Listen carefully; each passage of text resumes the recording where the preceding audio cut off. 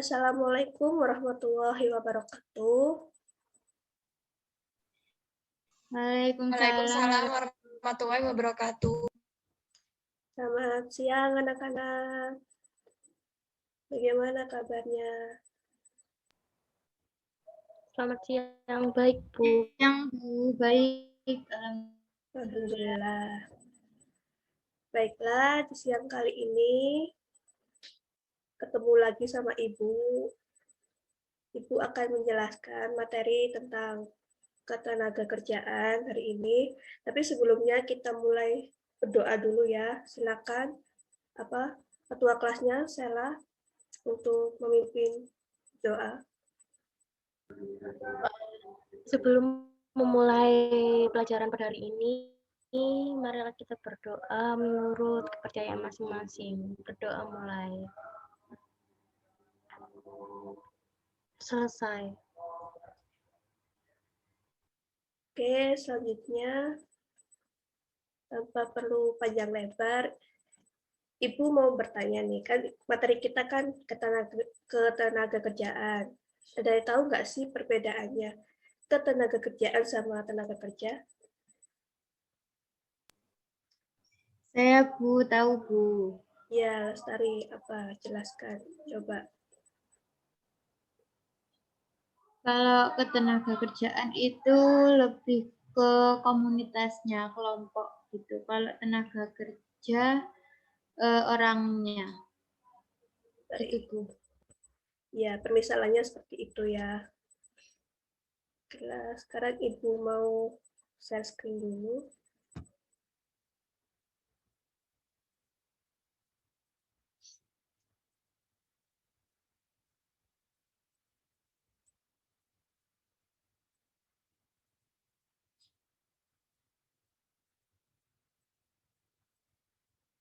Apakah sudah keluar tampilan PPT Ibu? Sudah Bu. Nah, di materi kita kali ini, ketenagakerjaan, Ibu harap kalian bisa mengerti apa sih itu ketenagakerjaan, lalu tenaga kerja, lalu apa permasalahan ketenagakerjaan di Indonesia. Baiklah, Ibu akan menjelaskan pengertian ketenagakerjaan terlebih dahulu.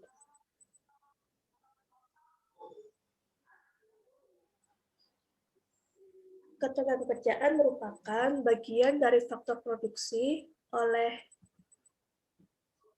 karena itu, tenaga kerja sangat penting dalam kegiatan ekonomi. Tanpa adanya tenaga kerja, bisa dipastikan kegiatan perekonomian akan lumpuh dan tidak akan berjalan. Nah, ketenagakerjaan juga diatur dalam Undang-Undang Nomor 13 Tahun 2013 tentang ketenagakerjaan, di mana undang-undang tersebut berbunyi ketenagakerjaan adalah segala sesuatu yang berkaitan dengan tenaga kerja, baik pada waktu sebelum, selama, dan sesudah masa kerja. Lalu selanjutnya ada tenaga kerja. Ternyata ketenaga kerjaan sama tenaga kerja itu berbeda. Tenaga kerja juga diatur dalam Undang-Undang Nomor 13 Tahun 2013 yang berbunyi tenaga kerja adalah setiap orang yang mampu melakukan pekerjaan guna menghasilkan barang atau jasa, baik untuk memenuhi kebutuhan sendiri maupun untuk masyarakat. Nah, dari pengertian tersebut kan terdapat kata setiap orang yang mampu melakukan pekerjaan. Itu berarti tidak semua orang atau semua penduduk bisa dikatakan sebagai tenaga kerja, karena pada dasarnya tidak semua orang mampu melakukan pekerjaan. Orang yang tidak mampu melakukan pekerjaan inilah yang disebut sebagai bukan angkatan kerja. Jadi kesimpulannya, tenaga kerja itu terbagi menjadi dua kelompok, yaitu kelompok angkatan kerja dan kelompok bukan angkatan kerja. Sampai sini paham? Paham Bu. Oke. Selanjutnya, itu mic-nya siapa ya yang masih hidup ya? Maaf Bu, saya. Mohon dimatikan dulu ya Lestari. Ibu mau menjelaskan tentang kategori Iya, tenaga Bu. kerja. Baiklah, kalau gitu untuk slide ini boleh Ibu minta tolong ke Lestari untuk dibacakan. Bisa, Bu. Kategori tenaga kerja. Ada dua, yaitu angkatan kerja dan bukan angkatan kerja. Yang pertama, angkatan kerja. Angkatan kerja adalah setiap penduduk yang telah memasuki usia kerja, baik yang sudah bekerja, belum bekerja, atau sedang mencari pekerjaan. Penduduk yang termasuk dalam usia kerja adalah penduduk yang berusia antara 15 tahun sampai 64 tahun. Sedangkan bukan angkatan kerja merupakan tenaga kerja yang bukan angkatan kerja atau penduduk yang belum memasuki usia kerja. Yang belum atau sudah memasuki usia kerja, tetapi tidak berminat bekerja. Karena berminat tidak bekerja karena suatu alasan. Jika dilihat secara usia, penduduk bukan angkatan kerja adalah penduduk yang berusia antara 0 sampai 14 tahun dan penduduk yang berusia lebih dari 65 tahun. Baiklah, Sudah, terima Bu? kasih Lestari. Nah, jadi angkatan kerja itu orang yang telah memasuki usia kerja, yaitu antara 15 tahun sampai 64 tahun. Sedangkan bukan angkatan kerja itu orang yang sudah memasuki usia 15 tahun sampai 64 tahun, tapi tidak memiliki minat untuk bekerja. Dan juga orang yang berumur 0 sampai 14 tahun, dan juga penduduk yang berusia lebih dari 64 tahun. Kenapa orang pada umur usia kerja tapi tidak memiliki minat pekerjaan? Contohnya tuh seperti ibu rumah tangga. Mereka terpaksa tidak bisa bekerja karena dia sudah memiliki peran sebagai ibu rumah tangga, yaitu mengurus suami, mengurus anak di dalam keluarga itu. Jadi mereka terpaksa tidak bekerja untuk kepentingannya dia sendiri, kepentingan bersama, yaitu sebagai ibu rumah tangga.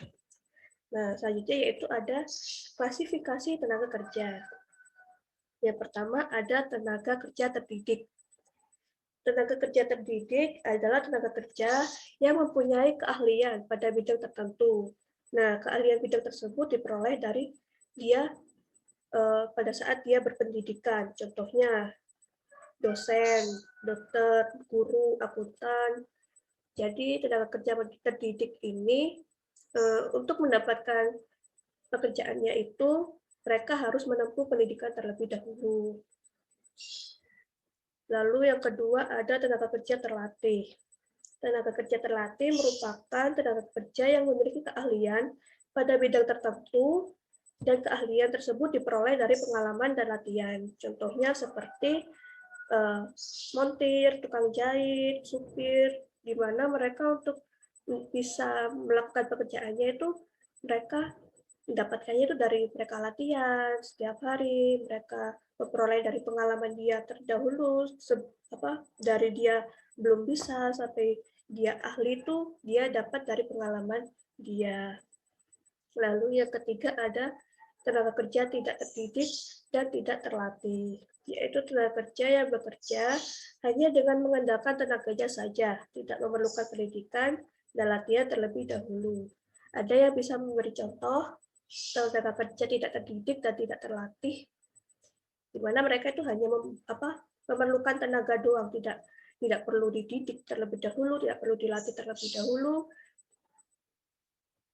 Ada yang bisa? Saya, Bu. Ya, apa?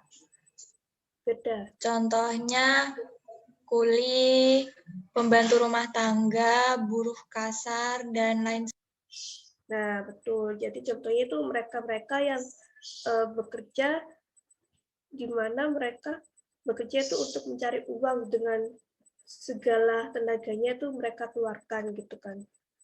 Meskipun mereka tidak memulai pendidikan, tidak pernah dilatih sedikit pun, mereka berusaha mencari pekerjaan dengan tenaganya tersebut.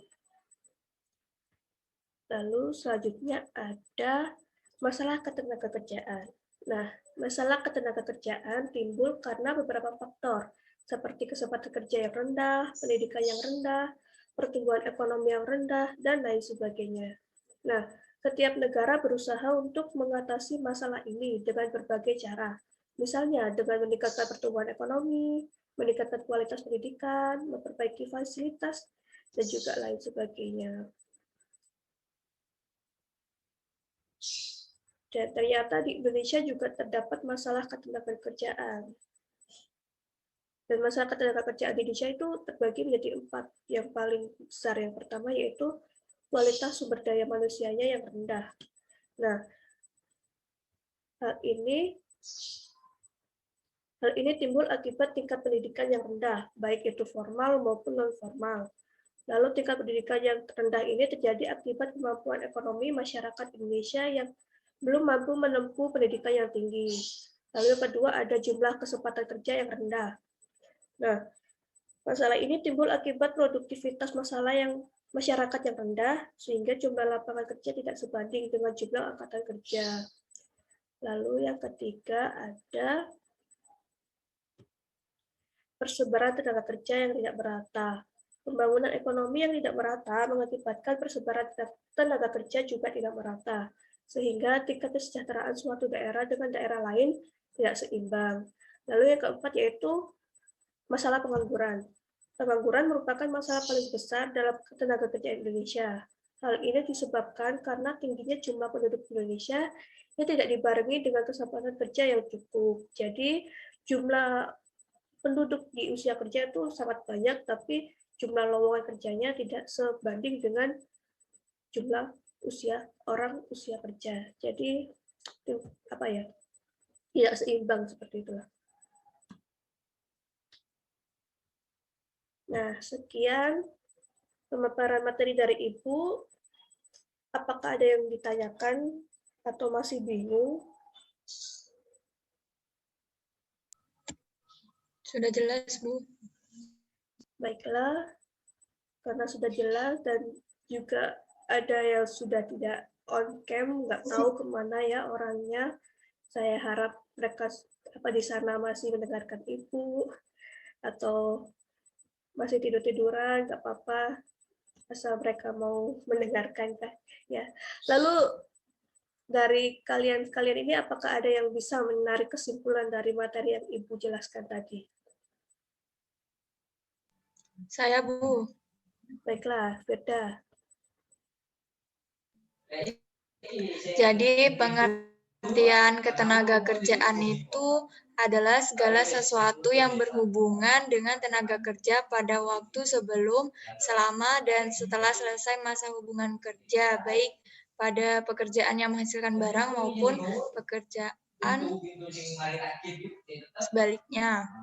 Kemudian dalam ketenaga kerjaan itu, tenaga kerja dapat diklasifikasikan menjadi 3 kelompok, yaitu tenaga kerja terdidik, contohnya dosen, dokter. Yang kedua, tenaga kerja terlatih, contohnya supir, tukang jahit, dan lain sebagainya. Dan yang ketiga, tenaga kerja tidak terdidik dan tidak terlatih. Contohnya kuli, pembantu rumah tangga, dan lain sebagainya. Untuk masalah ketenaga kerjaan, itu yang pertama banyak pengangguran, terus lapangan kerja yang rendah, dan kualitas tenaga kerja yang rendah, Bu.